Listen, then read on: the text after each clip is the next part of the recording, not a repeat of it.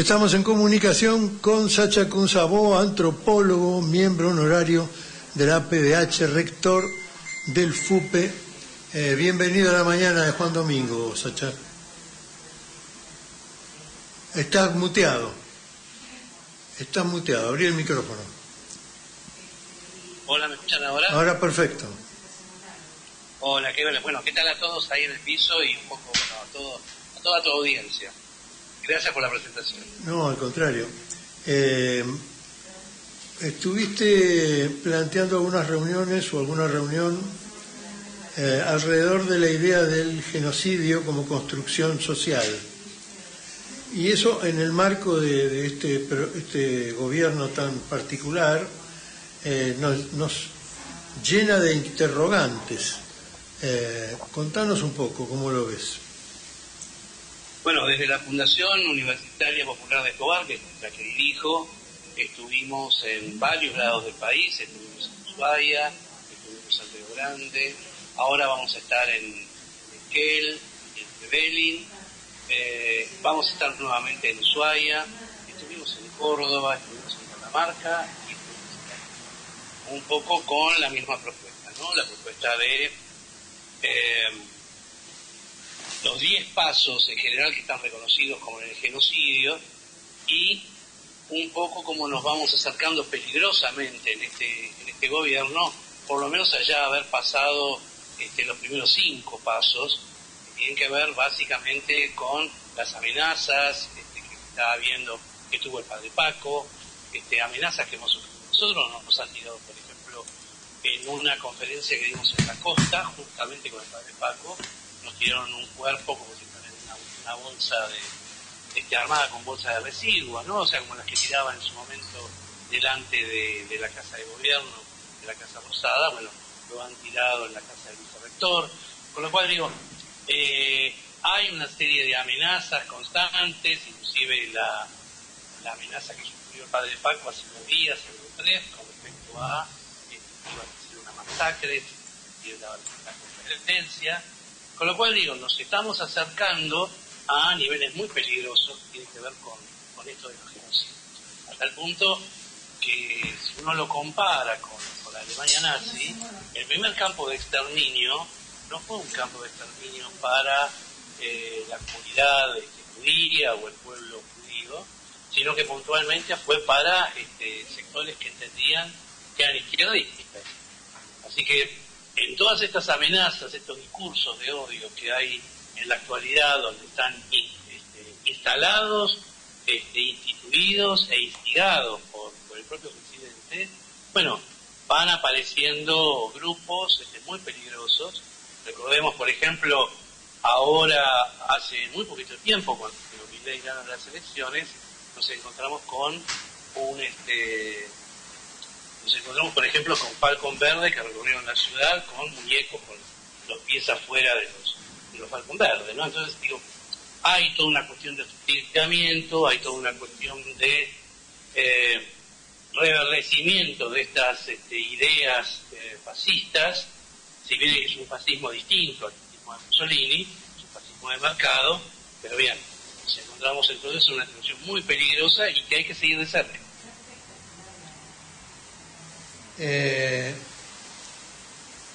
Vos decís que hasta ahora es una representación teatral, digamos, sin pérdida de vida ni agresiones físicas.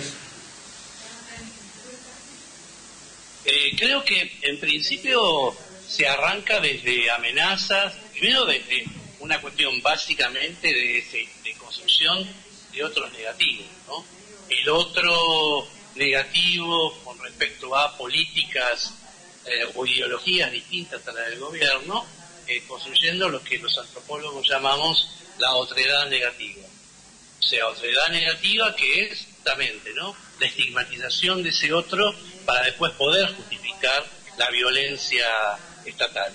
Pasó, por ejemplo, yo recuerdo decir, por nombrar un solo caso, del genocida Camps, cuando decía que la subversión era un cáncer que había que extirpar. Bueno, el presidente Milei actualmente dice que los zurdos somos una enfermedad que hay que erradicar de la sociedad. Por lo cual digo, los mensajes son muy parecidos. Lo que yo advierto es que ante estas amenazas, estas construcciones negativas del que piensa distinto, nos empezamos a acercar paulatinamente a conatos de violencia. O sea, esta cuestión de señalar, esta cuestión de investigar, esta cuestión de empezar de alguna u otra forma a amenazas violentas que obviamente están instaladas en el mundo.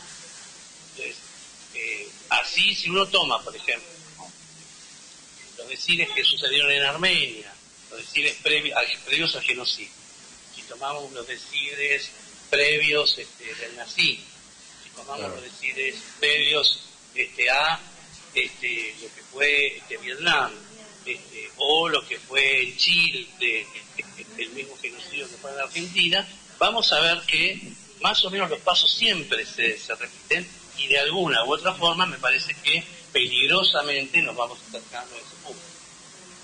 ¿Cómo cree que se puede agravar esto después del 10 de diciembre, cuando el gobierno fascista que tenemos, que es un gobierno fascista, más allá que sean Cipayos, es un gobierno fascista en la práctica política? ¿Cómo cree que va a actuar? ¿Va a consolidar este tipo de amenazas? ¿Las va a poner en práctica? ¿Va a tener un Congreso amigable? Y no es casualidad que hayan elegido como ministro de Defensa a un teniente general, hijo de un represor, acusado de 40 delitos de lesa humanidad, y poner en seguridad a una ministra que ya fue en Córdoba y fracasó ante un levantamiento policial, ¿no? Sí, esto es claro lo que están diciendo ahí en el piso, pero sí, es así. Creo que, son siglos.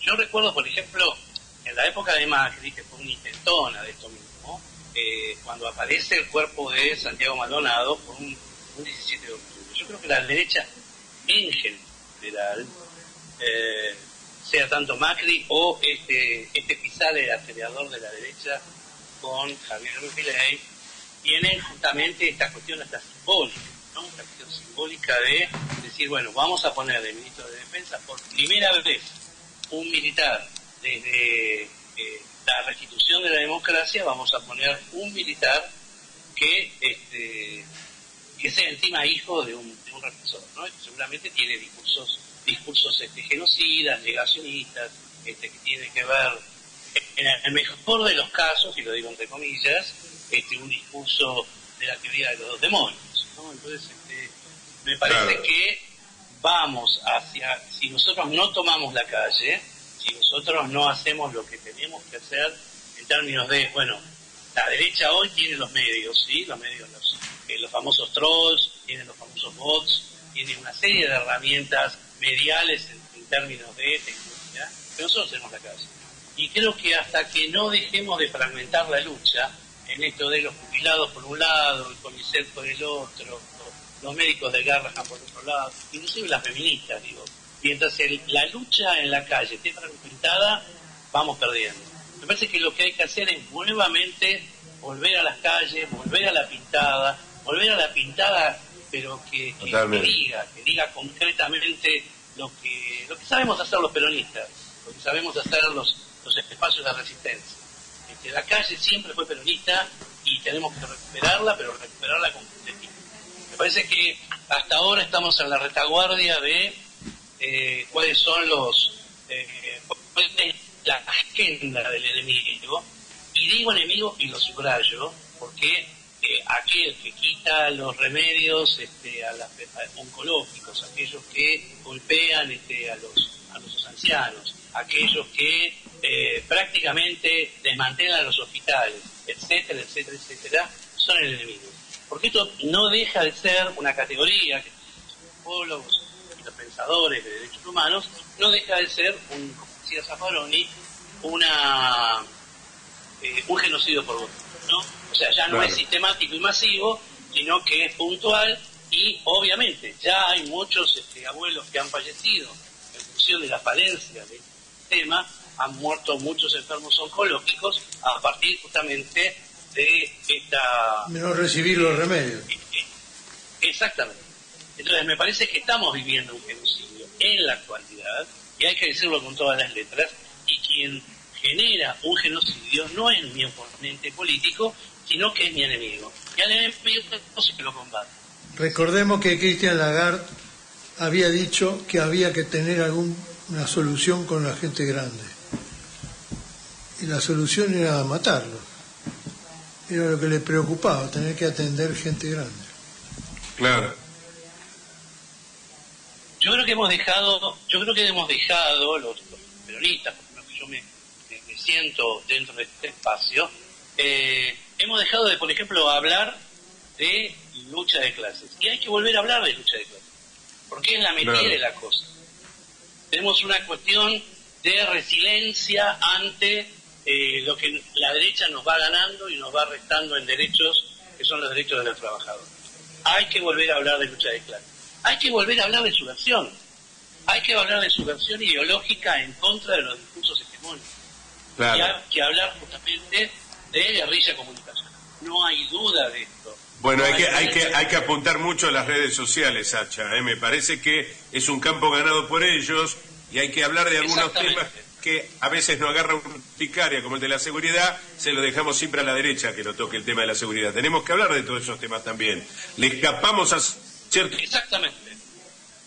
temas para no quedarnos pegados a ellos, pero hay que enfrentar con debate a ellos. Y como decía Eva, ¿el peronismo será revolucionario o no será nada? Sí, bueno, de todas maneras, digamos, es lógico que la sociedad mire estos fenómenos y se vaya acomodando, porque no hay una idea de violencia por parte de la sociedad que se perjudica de esta acción. Tampoco hay la idea de enfrentar físicamente con armas, etcétera. Es una toma de conciencia, de conocimiento para responder y para ponerse firme frente a esto que es una locura. La lógica socialdemócrata de la democracia, que con el amor vence al odio, yo por lo menos no digo. Yo creo que sí, que hay que tener una postura muy firme con respecto a lo que es la calle, y creo que los derechos nunca se conquistaron hablando de los colores de los dinosaurios en los jardines de infancia. Así es. Me parece que hay que ser realmente, ponerse los pantalones largos, y sobre todo el peronismo me parece que tiene que empezar, y que me parece que está tomando alguna cuestión, me parece que tiene que empezar a tomar algún tipo de modelo económico peronista, y que no tenemos en estos momentos un modelo concreto que enamore a la gente. O sea, esto de subversión ideológica tiene que ver justamente con tener algo alternativo, un modelo revolucionario, peronista, alternativo a estos discursos. Venimos ganando elecciones, me parece a mí, con por defección del contrario, del opositor, del enemigo. No estamos ganando por un proyecto económico que sea peronista. Ganamos elecciones pero sin proyectos de país, Sacha, ganamos elecciones pero sin proyectos de país. Quedó claro con Alberto. Exactamente. Bueno, todo en su medida y armoniosa. Y termina diciendo un Alberto que desgraciadamente, ¿no? Porque fue nuestro candidato, que termina diciendo que admiraba a Alfonsín y un poco la socialdemocracia antes que al peronismo. El peronismo nació para ser revolucionario. Totalmente. Entonces, esto me parece que al ir retrocediendo permanentemente en nuestra discusión psíquica, los proyectos, en nuestro proyecto de país, como decían allí, van ganando los discursos de hoy. Hay una diferencia, que es algo que trabajamos en las conferencias, que lo que se ha construido ahora son discursos que se basan fundamentalmente en las emociones, no en las ideas. Y lo que se genera desde la tecnología 2.0, que es la posibilidad que tenemos todos nosotros de intervenir en las redes, son básicamente ideologías o no ideologías, sensaciones de odio que al instalarse después constituyen el basamento básicamente de personajes como Milei, ¿no? Sobre eso quería hacer un aporte, Sasha. Me preocupa. O sea, sí. Hola, ¿me escuchás? Sí. Me preocupa. Sí. Me preocupa la concepción de un genocidio que sea aceptado, digamos, que sea banalizado. Por ejemplo, en Gaza mucha gente opina que hubo un genocidio, pero mucha otra dice que no, que fue una respuesta y que los terroristas y que Hamas y qué sé yo. O sea, hay un sistema algorítmico, si querés, para entendernos, que propone genocidios aceptados. Nosotros mismos estamos banalizando, estamos aceptando que la gente esté en la calle tirada, y si se muere, no es parte de un genocidio, es parte de su historia, de su vagancia, de su ineptitud para vivir. ¿Entendés? Los viejos se tienen que morir, dijo alguien. En algún momento se van a morir. Y la vacunación ha caído. En fin, me refiero a que estamos de algún modo recibiendo toda una serie de mensajes por los cuales tenemos que aceptar que esto es posible y que esto no depende de nosotros. Eso es lo terrible, ¿no? Creo que el neoliberalismo tiene algo, es que ha instalado la idea de que la culpa de ser pobre es de uno mismo.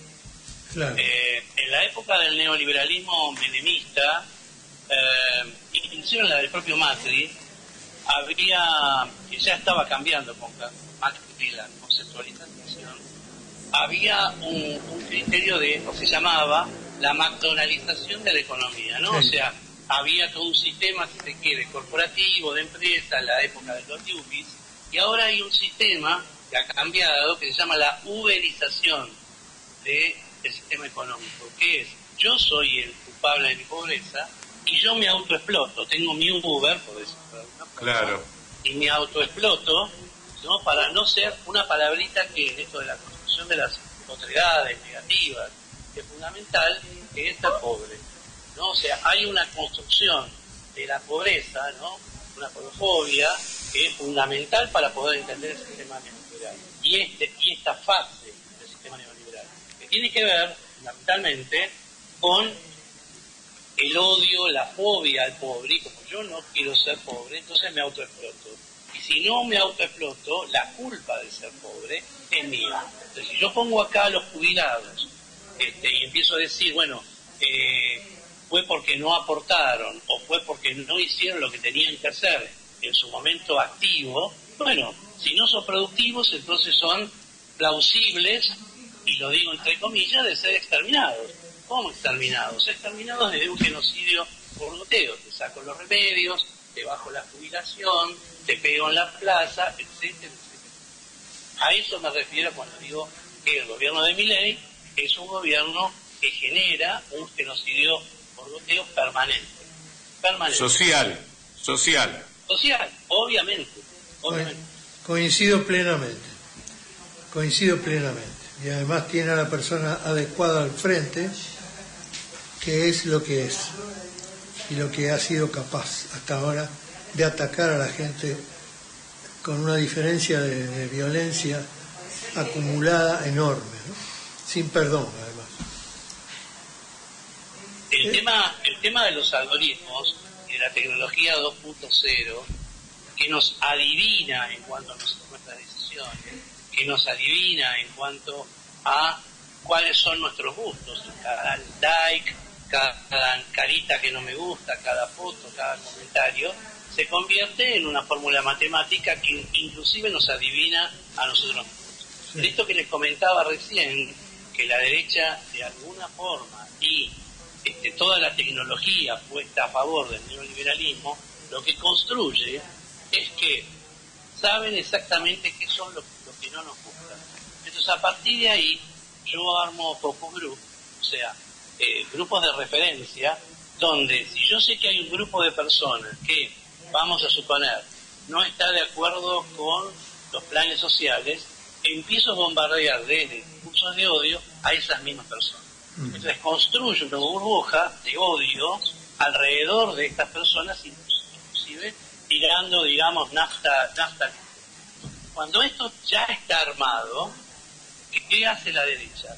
Construye un personaje como puede ser el personaje de Milei u otro, ¿no? Puede llegar a ser el payaso, pero es un payaso que está delante de una construcción hegemónica que va a decir, yo vine acá a destruir todo, yo vengo acá a destruir la democracia, vengo a destruir la casta política, vengo a destruir la política, vengo a destruir todo aquello que no sea el mercado. Con lo cual, vos, si no querés ser pobre, si no querés ser alguien que está fuera del sistema, tenés que estar dentro del mercado.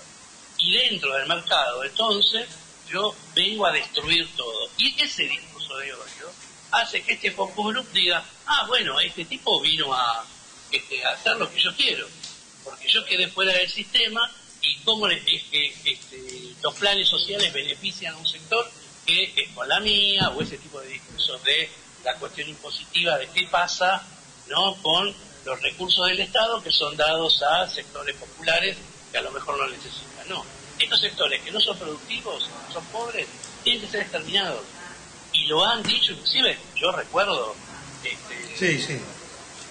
alguna funcionaria en algún momento, alguna candidata en su momento, que decía en la mesa de Neta Legrand, diciendo, bueno, pero ¿para qué le vamos a dar algún tipo de crédito? Era la ministra del Exterior que teníamos, ¿no? Dijo en algún momento, ¿para qué le vamos a dar a los viejos algún tipo de crédito si total se van a morir? Y obviamente si podemos ayudar a que se mueran, mejor. Claro. ¿Cómo es esto? Pasa por acá. Claro. Qué bárbaro. Claro.